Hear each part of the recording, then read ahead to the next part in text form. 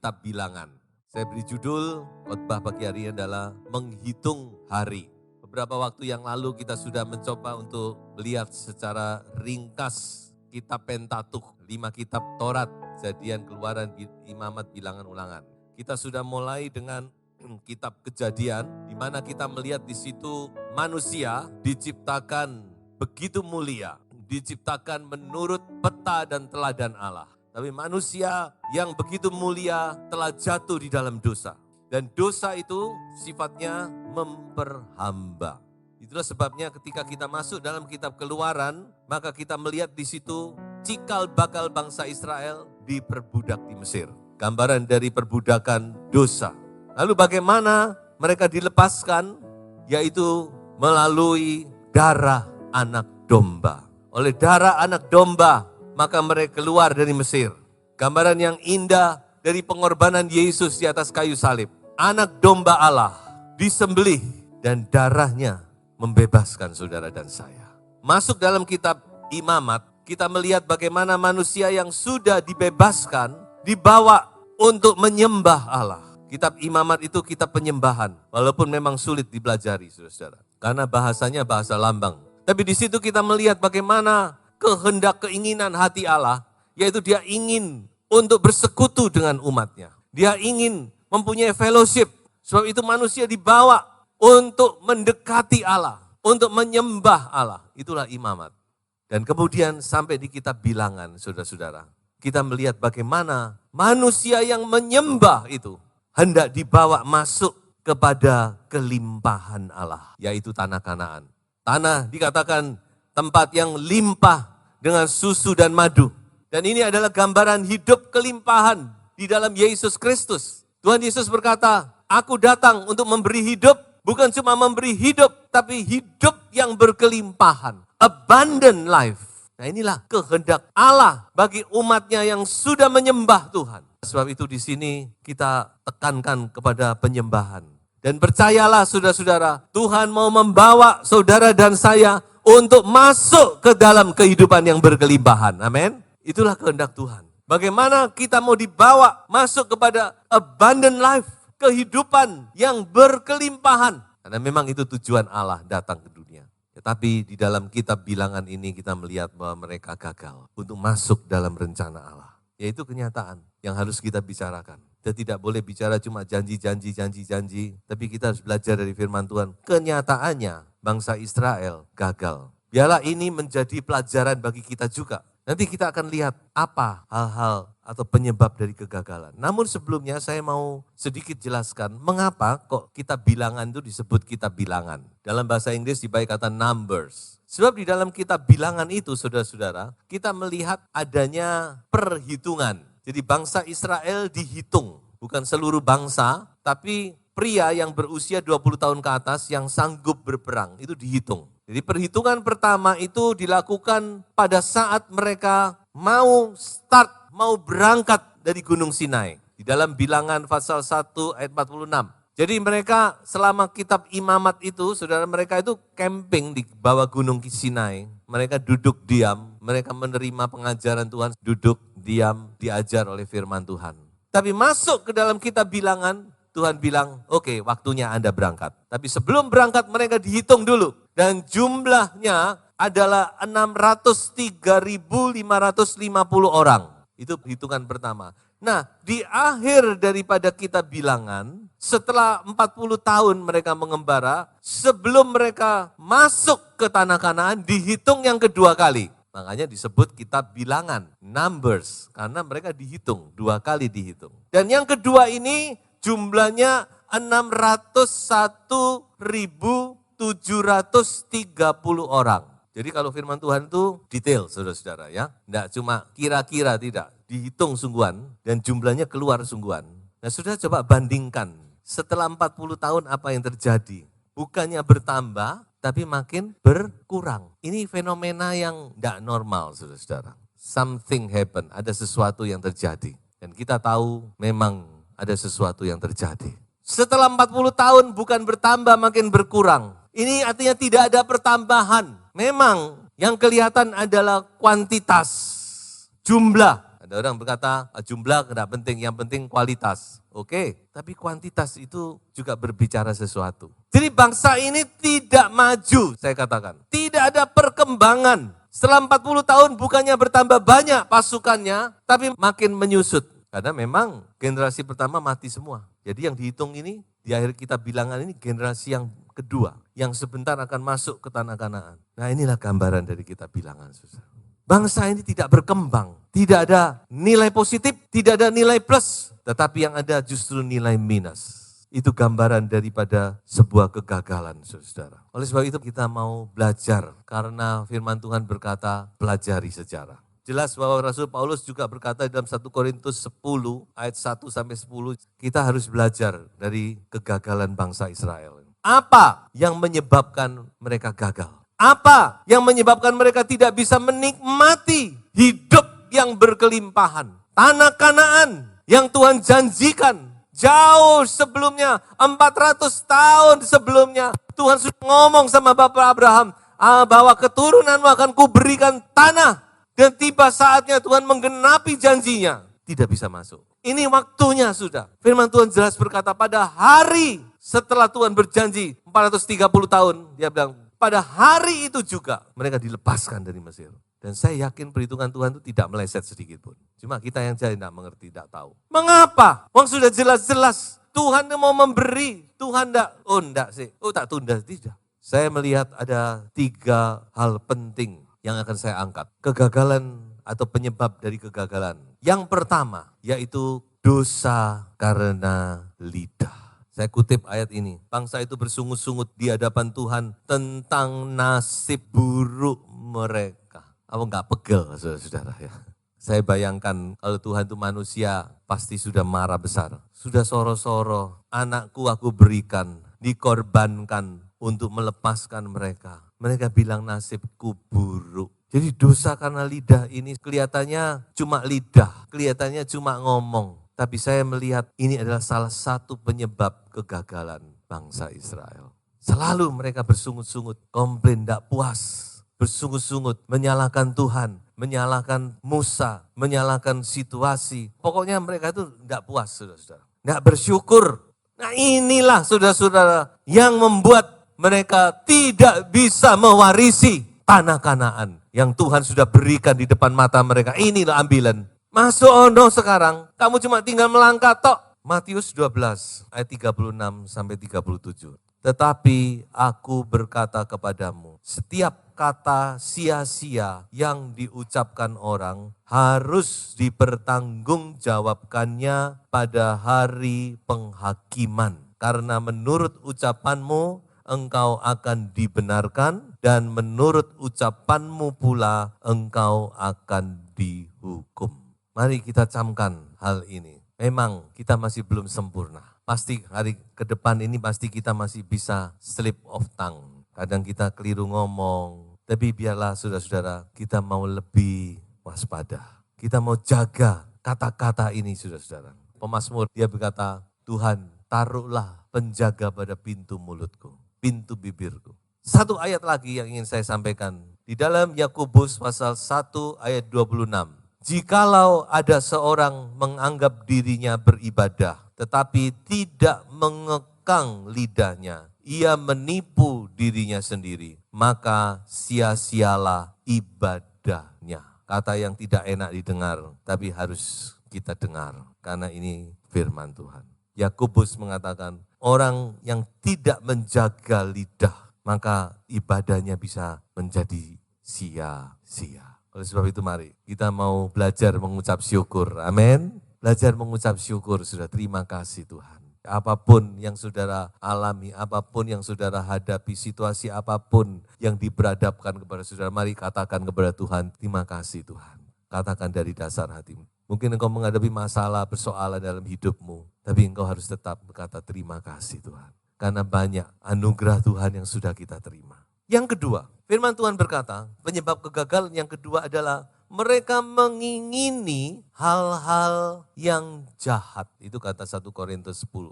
Coba kita baca ayat ini, kita teringat kepada ikan yang kita makan di Mesir dengan tidak bayar apa-apa. Kepada mentimun dan semangka, bawang prei, bawang merah, dan bawang putih. Tapi sekarang kita kurus kering. Tidak ada sesuatu apapun kecuali mana ini saja yang kita lihat. Bayangkan saudara, kalau saudara jadi Tuhan, pasti saudara juga ikut pegel ya. Mana disepelekan, padahal mana itu makanan malaikat. Mazmur berkata itu roti malaikat yang diberikan. Saudara kalau makan mana, saudara tidak akan sakit, saya yakin. Saudara makan mana, dalamnya itu sudah segala macam gizi ada di situ. Dikasih mana dibilang, apa ini makanan apa? Bosan kami, membosankan. Kita ini loh, dulu di Mesir bisa makan ini, makan itu, makan daging. Kita ini sekarang tidak ada daging. Dan Tuhan tersinggung, saudara-saudara. Lalu Tuhan ngomong, oke, kamu mau daging, sebentar ya, nanti sore kamu akan makan daging. Tidak apa-apa, kamu pengen daging, tak kasih makan daging, sebulan penuh makan daging. Dan sebulan penuh mereka makan daging, plus bonus. Dikasih burung puyuh, plus bonus. Bonusnya apa sudah tahu? Nanti sudah bisa cek ayatnya. Bonusnya adalah penyakit paru-paru. Mazmur jelas mencatat, maka mereka terkena penyakit paru-paru. Kenapa kok mereka kena jangkit penyakit paru-paru? Karena burung itu membawa semacam virus. Makanya saudara kalau melihara burung jangan di dalam rumah. Di luar rumah gak apa-apa, tapi jangan digantung-gantung dalam rumah. Karena burung itu ada virusnya. Virus burung itu bisa menjangkiti orang penyakit paru-paru memang. Jadi firman Tuhan ini kadang-kadang tersamar, tapi ini banyak ilmu pengetahuan di dalamnya. Itu memang Tuhan datangkan burung luar biasa sampai burung itu mati bertumpuk-tumpuk dikarenakan 1 meter kurang lebih tingginya. Mereka makan tuh sampai belekok sampai bosan-bosan. Tuhan bilang, kuarepmu pokoknya makanan wis. Loh, kalau kita minta Tuhan bisa kasih. Loh, susah. Masalahnya apa kehendak Tuhan apa enggak gitu aja. Mereka minta menurut keinginan mereka sendiri. Dikatakan mereka rakus, menyepelekan mana yang Tuhan kasih. Akhirnya mereka malah banyak yang mati. Saudara. Yang ketiga, apa yang menyebabkan mereka tidak bisa masuk Kanaan? Yaitu karena mereka tidak percaya. Coba kita baca ayat ini. Waspadalah, hai saudara-saudara, supaya di antara kamu jangan terdapat seorang yang hatinya jahat dan yang tidak percaya. Oleh karena ia murtad dari Allah yang hidup. Perhatikan, kalau sudah membaca kitab Ibrani, waspada, lingkari merah. Karena surat Ibrani itu surat waspada. Kita banyak diberitahu waspada ini, waspada itu. Dan salah satunya ayat ini berkata, waspada, jangan sampai kamu menjadi orang yang tidak percaya dan jahat. Itu artinya adalah hati yang jahat karena tidak percaya. Hati yang tidak percaya itu dianggap jahat oleh Tuhan. Jadi Tuhan berkata, hati-hati, jangan sampai kamu tidak percaya. Memang Ibrani pasal 3 dan 4 ini konteksnya adalah kita bilangan sebenarnya. Konteksnya tentang mereka bagaimana tidak bisa masuk ke tanah perhentian. Jadi saya mengutip ayat ini pas. Mengapa mereka tidak bisa masuk? Karena mereka tidak percaya. Tuhan ngomong masuk. Ayo kamu sudah di ambang pintu, tinggal masuk aja. Percaya, masuk. Aku menyertai kamu. Tapi mereka tidak percaya. Oh gimana? Orang tidak percaya. Saking tidak percayanya sampai orang yang percaya, Yosua dan Kaleb malah mau dilempari batu sama mereka. Ini kan kebalik ya susah. Harusnya yang marah kan Yosua dan Kaleb. Kamu ini kok tidak percaya. Tapi ini kebalik. Orang yang percaya malah mau dirajam. Jadi karena mereka tidak percaya, mereka menolak tanah perjanjian. Bukan Tuhan tidak memberi, tapi mereka menolak karena mereka tidak percaya. Padahal mereka sudah melihat banyak sekali mujizat-mujizat pertolongan Tuhan sepanjang hidup mereka. Mulai tadinya mereka di Mesir dilepaskan dengan tulah-tulah. Begitu luar biasanya. Sampai titik yang menentukan mereka kata, no, kami tidak mau masuk. Dan sebagai akibatnya mereka sekarang menghitung hari. Makanya saya beri judul khotbah ini menghitung hari. Harusnya mereka sudah masuk di tanah Kanaan, mereka menikmati berkat-berkat. Kalau mau menghitung, tinggal menghitung berkat aja. Harusnya kan begitu. Yang normal tuh anak Tuhan tuh cuma menghitung berkat aja. Tapi bangsa Israel bukan menghitung berkat, mereka menghitung hari. Kapan ya selesainya pengembaraan ini? Sampai kapan? Karena Tuhan bilang 40 tahun. Dihitung, dicoret di tanggalan, hari demi hari, minggu demi minggu, bulan demi bulan, tahun demi. Mereka cuma melewati hari-hari mereka dengan kesia-siaan. Cuma mengembara, mengembara, mengembara. Padahal mereka dikeluarkan dari Mesir, Tuhan punya tujuan supaya mereka masuk Kanaan dan menikmati berkat-berkat Tuhan. Nah saudara-saudara, saya akan melihat apa sih sebenarnya akar permasalahan yang menyebabkan mereka tadi itu bersungut-sungut, mengingini hal yang jahat, tidak percaya. Di dalam 1 Korintus ditambahkan mereka itu bercabulan, menyembah berhala dan sebagainya dan sebagainya. Sebenarnya akar permasalahannya itu apa sih? Saya menjumpai satu kunci atau akar permasalahan dari bangsa Israel, yaitu daging. Sejak dari awal manusia itu sudah daging adanya. Dan oleh daging itulah Allah menghukum manusia pada zaman purba, zaman Nuh. Mendatangkan air bah, itu karena daging. Dan ini pergumulan saudara-saudara. Setiap kita bergumul, selama kita memang masih hidup dalam daging ini, kita akan terus bergumul. Walaupun itu bukan kehendak Tuhan. Tuhan sudah memberikan kunci-kunci. Tapi kenyataannya memang begitu. Tidak peduli orang Kristen, tidak peduli orang non-Kristen, semua mengalami yang namanya jatuh bangun dalam dosa, dalam daging ini. Roma 8 ayat 8 berkata mereka yang hidup dalam daging tidak mungkin berkenan kepada Allah. Makanya ini harus menjadi perhatian kita, hati-hati saudara. Saudara harus mengerti bahwa sebagai orang percaya, kita semua mengalami yang namanya fase daging ini. Karena ketika kita percaya Yesus, kita tidak langsung dewasa. Sama seperti bangsa Israel yang dikeluarkan dari Mesir. Mereka bayi memang. Kita semua pasti alami itu. Fase di mana kita bayi-bayi rohani. Tapi kita tidak boleh tetap dalam fase itu, saudara. Kita harus bertumbuh. Itu yang Tuhan harapkan, bertumbuhlah. Efesus 4, bertumbuhlah. Supaya kamu enggak gampang diombang-ambingkan. Bertumbuhlah. Banyak, saudara kalau mau saudara cek dalam firman Tuhan, bertumbuh. Tuhan mengendaki, ayo bertumbuh. Bertumbuh. Enggak cukup cuma jadi orang Kristen. Enggak cukup cuma lahir baru toh. Percaya Yesus lahir baru. Kita harus bertumbuh terus. So itu saya berkata kepada saudara-saudara juga, ayo bertumbuh. Tinggalkan fase kanak-kanak rohani, kita harus bertumbuh. Bertumbuh dalam pengenalan akan Tuhan. Bertumbuh dalam kekudusan, bertumbuh dalam kasih karunia. Terus bertumbuh saudara. Supaya kita lebih kuat, lebih bisa menguasai daging ini. Karena daging ini saudara hanya bisa dikuasai ketika roh kita kuat. Tidak bisa saudara menaklukkan daging kalau roh kita tidak kuat. Iman kita kuat aja kita bisa jegrek kalau tidak waspada. Apalagi kita tidak bertumbuh, kita tetap dalam fase bayi rohani. Wah, agak sulit kayaknya. Makanya itu ayo bertumbuh. Saya mengajak, menghimbau saudara-saudara. Ayo saudara-saudara harus rindu untuk terus bertumbuh dalam iman. Bertumbuh dalam kasih karunia. Bertumbuh dalam pengenalan akan Tuhan. Bertumbuh dalam kasih kepada Tuhan. Bertumbuh dalam hati yang takut akan Tuhan. Bertumbuh dalam kesalehan. Bertumbuh dalam kekudusan. Bertumbuh dalam kebenaran. Terus bertumbuh dan bertumbuh. Supaya kita bisa kuat. Saya akan akhiri dengan sebuah ayat. Kembali kepada Ibrani pasal 4.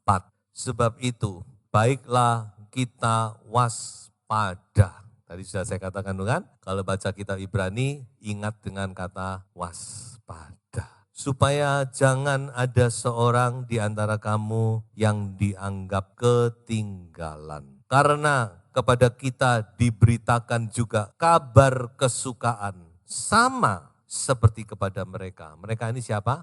Bangsa Israel tadi itu. Terus, tetapi firman pemberitaan itu tidak berguna bagi mereka.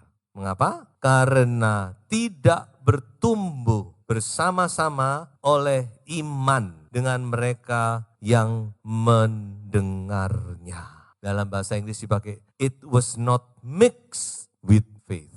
Karena tidak dicampur dengan iman. Mengapa tidak berguna? Padahal firmannya sama. Jadi yang saudara dengar, sama dengan yang didengar oleh orang Israel waktu itu. Sama, walaupun konteksnya lain. Mereka bicara tentang tanah Kanaan, tapi sudah bicara tentang kelimpahan hidup dalam Tuhan. Yang sini tidak berguna, tapi saya yakin yang di sini berguna. Amin. Kuncinya satu, mix with faith. Campur dengan iman. Saudara harus dengar firman Tuhan itu dengan iman. Serap dengan iman. Bukan sekedar dengan telinga jasmani, bukan sekedar dengan intelektual, tapi sudah harus serap itu dengan iman. Ya Tuhan, percaya. Aku percaya bahwa Tuhan mau memberikan kelimpahan. Bahwa Tuhan akan membawa aku kepada kelimpahan hidup. Hidup yang berkelimpahan di dalam Kristus. Aku mau terus Tuhan, terus maju. Dengan iman percaya kita tetap maju sampai kita mendapatkan apa yang Tuhan janjikan bagi gereja Tuhan. Kesimpulannya sederhana. Anda mau menghitung berkat? Siapa yang mau menghitung berkat? Ya, kita tentu semua mau menghitung berkat. Kita nggak mau cuma menghitung hari, tapi kita mau menghitung berkat. Maka kuncinya bertumbuhlah. Tuhan Yesus memberkati.